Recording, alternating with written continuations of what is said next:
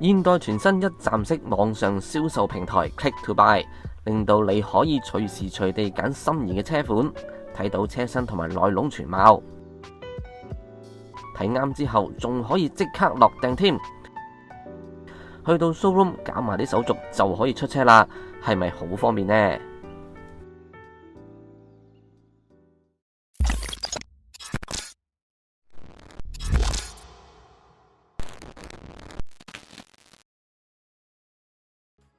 有一部車，自從佢喺香港有咗行貨之後呢，大家都不停問我會唔會試咩車，知唔係 Toyota CHR 咯？咁我點解咁耐都唔試呢？冇包圍嘅，咁點試啊？咁今日呢，我就揾嚟一部水貨同埋行貨，兩部都有型到爆嘅包圍，同大家長談 CHR。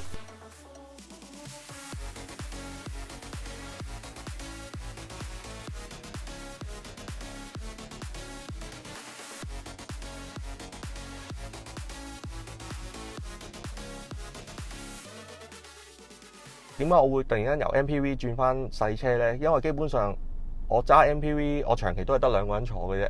咁我冇需要揸到咁大架車，咁我不如乘機見到 CHR 又獨有喎，香港又冇呢個車款，咁我不如轉嚟試下玩下咯。咁啱呢架車呢，翻到嚟呢，就係全新車，未行過嘅，0公里。自己心目中一路想買車呢，都係盡量揾啲低米數啲啊。咁啱得咁巧就呢個 budget， 買到部全新車，咁所以就選擇咗佢咯。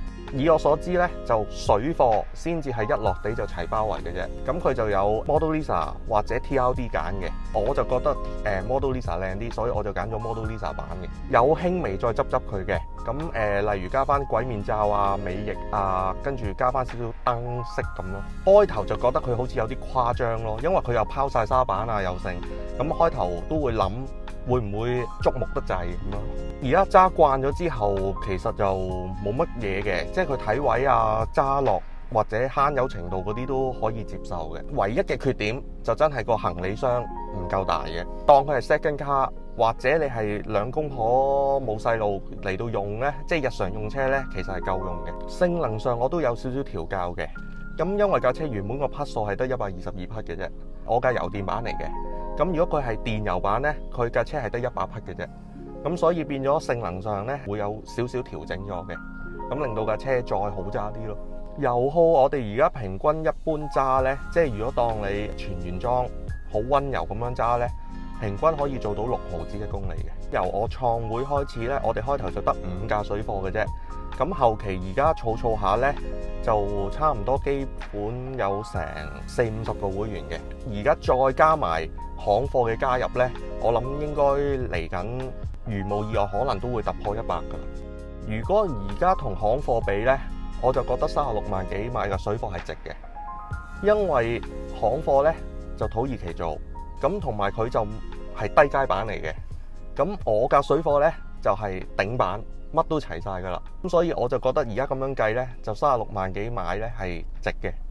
了解完車主嘅想法之後，就自然同大家試佢啦。呢個白色嘅就係行貨尾期版。老實講，我都等咗好耐啦，究竟駕駛嘅感覺係點呢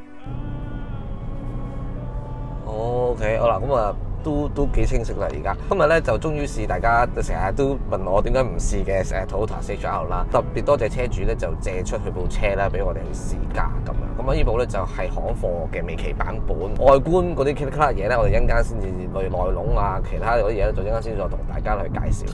咁而家就首先講咗嗰個成個駕駛操控嘅感覺先。我諗大家都比較關心我點樣去睇法呢一部Toyota CHR 啦。首先咧，我諗大家都好清楚，CHR 本身咧係有1.2T 啦，同埋1.8嘅即係機器嘅。咁啊，行貨版咧就係1.8機器嘅混能啦，即係油電混合啦咁樣。咁啊嗱，好老實講咧，就好多即係其實評論都已經講咗 1.2T 咧，再配呢個 CVT 咧係完全冇力嘅。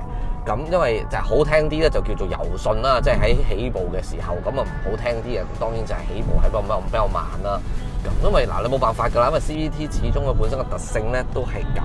但係咧去到1.8嘅呢副機器咧，再加呢個 hybrid 咧，其實我覺得件事就OK 嘅，即係可以接受嘅。其實佢咧裏邊 drive mode 咧嗰個 Sport Mode 同埋 Normal Mode 咧，其實嗰個分別都幾明顯嘅。個分別最主要明顯就係在於喺個油門嗰個反應上邊啦。頭先都教即刻喺Normal 同埋 Sport 咧兩邊都試下咧，就發現一校到上去 Sport 咧，其實佢嗰個油門個反應確實係靈敏啲嘅。另外一方面就係首先講下佢嗰個成個視野操控啦。咁開頭咧，我自己成日都會覺得佢因為成部車嗰個設計咧係比較流線啊、肌肉啊咁樣啦。咁佢我驚嗰個視野咧會好阻擋，尤其係個 A 柱啦咁誇張嗰個成個設計度。咁但係發現咧，其實佢 A 柱因為向前延伸咗，佢同司機咧有一段嘅距離啦。咁啊，再加上佢個即係三個窗口仔，咁所以喺前方擋風玻璃咧180度嘅視野咧，其實咧係冇太大嘅冇問題嘅。唯一一個問題咧就係咧，確實係在於咧一個後窗咧就比較細。但係你問我咧？睇唔睇到成個後窗嘅環境咧？其實佢又睇到嘅。始終我覺得如果佢比較大翻少少比較好啲。咁佢 C 柱咧，其實都幾擋到嗰個視野嘅。不過其實問題咧就唔算係嚴重嘅。佢用咗 TNGA 底盤。TNGA 底盤咧，佢有個特色咧就係佢好想兼容到日本嘅舒適加歐洲車嘅操控啦。我覺得佢做到嘅。完全做到嘅，其實佢呢佢配合翻佢呢個懸掛咧，其實兩件事都做得非常之咁平均嘅，我覺得。即係譬如我哋駕駛嘅時候啦，譬如我操嘅時候咧，其實佢成個車架啦、底盤啦都好紮實嘅。佢確實可以俾到歐洲車嗰種嘅紮實嘅感覺嚟。咁但係因為咧，即係亦都可以配合到佢嗰個懸掛本身佢嗰個調校嚟。咁所以其實譬如過路駁位啦，譬如可以慳佢路駁位啦。咁其實你都有翻嗰種舒適嘅情況喺度，佢唔會好，即係佢個硬朗嘅程度，佢唔會令到你覺得咧好挫啦咁樣。咁所以你駕駛上面咧，你可以 feel 到路面嘅情況啦，一來，但係你又可以兼顧到個舒適，呢個做得幾好嘅，冇乜挑剔嘅地方嘅。而家得122匹 ，OK，咁啊，如果你話我哋可以大啲，就即係如果佢可以本身唔需要經過改裝，都能夠大力啲嘅，咁啊，梗係最 perfect 啦。暫時咁樣揸咧，我係坐喺前方咧，我完全冇問題嘅。嗱，我以前咧就一直都好想買一部 CHR， 即係我未買部 Ignis 之前咧，我係好想買一部 CHR 嘅，因為我連 Tomica 嘅車仔咧我都買埋㗎啦，即係好靚。因為 CHR 咧，我覺得最吸引嘅大家地方，當然就係佢可以加裝咗呢個包圍之後咧，就型仔啦，而且 Toyota 咧佢好少即係再出呢個好 young look 啊、好潮 look 嘅車身嘅造型。咁 CHR 其實係佢哋一個非常之進取，我會覺得呢個進取嘅之作啦，咁所以吸引到好多人去留意啦，去購買啦。佢喺日本啦，佢喺台灣，甚至乎喺英國咧都攞到唔錯嘅銷售成績嘅。佢冇部片咯。即係如果佢有，雖則即係有部片我都係得模擬啊，即係都係即係模擬啊，即係可能有啲人覺得即係模擬都冇乜所謂，咁但係就如果部片好啲，因為其實佢啲波棍咧佢都冇得拍落去呢用 manual 嘅，因為我記得台灣版咧，台灣版係有嘅，台灣版啲波棍咧係有得拍落去嘅，咁呢個就冇嘅。另一個唔好嘅處咧就係咧drive mode 咧一定咧要用太控咧，先至可以去調校到 normal、sport 同埋 eco 嘅。呢個有少少美中不足咯，因為明明有 EV mode 個掣啊，有呢個 auto hold 啊，有呢個 off 咗 traction control 啊，咁佢加多個掣應該都 OK 啊，係咪先？咁啊，但係我冇。嗱其實咧 CHR 咧，佢嘅定位咧係叫做 CUV 咁樣啦。咁 CUV 咧，其實咧大家都比較關心嘅就係究竟佢個尾箱嘅容量咧，咁究竟寬唔寬敞啊咁。咁但係嗱，好老實講，叫得做 CUV 咧嘅尾箱咧，就唔會話好似 SUV 咧係咁大啊、咁寬敞、咁實用俾到你㗎啦咁樣。咁其實咧好多嘅即係朋友去日本試駕，甚至乎香港、台灣又好，香港又好，外國嘅試駕咧，其實咧大家都試到咧，就係其實佢只能夠擺到一個29寸嘅篋，再加1至到2個20寸嘅篋嘅啫。如果你要擺2個29寸嘅行李篋咧，其實係有啲難度嘅，好老實。咁但係日常應用咧，譬如呢位車主日常應用，我係覺得係足夠嘅。其實，所以就係只係能夠真係貨你日常嘅應用咯。如果你話好似台灣咁，我哋做的士咧，其實就我覺得有啲奇怪嘅。CHR 嘅內籠咧，我一直都覺得係非常之靚嘅。嗱，首先佢嗰個成個設計咧，由佢公佈到而家，我都覺得真係唔似 Toyota 嘅設計，因為其實佢本身嗰個層次嗰個分明咧，同埋佢個 young 嗰個年輕感係非常之好嘅。咁而且佢用料咧，其實係唔錯㗎啦。大家睇到呢啲係假嘅縫線啊，咁但係啲假嘅縫線係你驟眼望落去咧，其實真係你可以呃得下人嘅。咁而且用咗黑色鋼琴漆嘅成個面啦。咁不過呢一種嘅設計咧就要小心啦，因為如果你有潔癖嘅朋友嘅話，呢種設計就好易黐指紋啦，同埋好易咧鋪塵嘅，所以你永遠咧一上車你有潔癖嘅話，真係要抹一抹佢咁樣咯。嗱，嚟到最重點嘅後座啦，咁啊後座咧 CHR 後座咁啊，好多都談論過啦。咁因為咧佢個空間咧，好多人話好似好窄咁坐落嚟，咁但係我覺得佢比起直接嘅競爭對手咧，即係 CX-3啦，或者係Honda嘅 Versal 咧，其實佢唔差嘅。咁我做腿部空間咧都還可嘅，即係所以咧，即係就算你即使比較高大嘅朋友咧，你個腿部空間都有個足夠嘅伸展性嘅，只係你個頭頂空間可能覺得比較狹窄嘅感覺嘅啫。咁但係呢部車嘅唯一一個咧，我覺得比較重要嘅問題咧，就係佢呢個窗係比較細啦。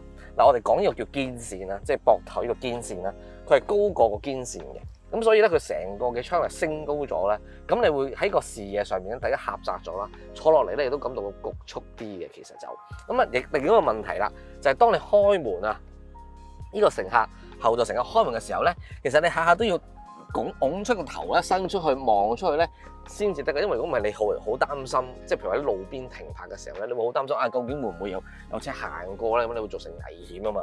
咁呢個係一個比較重要嘅問題咯。另一個問題咧就係大家要留意，就係佢係冇呢個冷氣出風口。OK， 咁就係好彩 Toyota 嘅車冷氣比較凍，所以喺後座咧都 OK 嘅，反正咁啊嗱，要讚下嘅地方咧就係佢嗰個椅背啦，佢個椅背咧個傾斜度係剛剛好嘅，承托力都 OK 嘅。咁啊佢個墊位咧比我想象中亦都寬闊嘅。OK， 咁但係大家都睇到啦，咁因為佢低咗嘅關係，你都係咧晾唔晒嘅，所以你係一定要咁樣先至比較舒服。咁樣長途行車係唔係咁舒服嘅？咁個地台位都算係 OK 啦，即係中規中矩啦，唔算話太高，亦都唔算太低啦。OK， 咁啊如果你係長時間要呢個載住好多人嘅話，咁你都有少少考慮嘅地方嘅。不過呢個問題就唔算太大嘅，就係咁樣啊，亦都有埋即係有齊 ISOFIX 俾你啦，咁啊一應俱全嘅都。仲有一樣嘢值得講嘅，白色 CHR 車主加裝咗油門加速，加咗之後佢個表現仲勁過 Sport Mode， 即刻令我覺得點解會專登將性能壓低咗咁多嘅？嗱，至於你問我試完之後仲係咪 Dream Car？呢個問題呢，其實唔存在啦。嗱，好啦，條片就去到呢一度。對呢部車有咩睇法？不妨一齊傾下。大家記得 like 同埋 share。最緊要嘅係訂閱頻道同埋睇廣告啊！泊車男需要大家嘅支持先可以繼續行落去㗎。我哋下一條片再見啦〜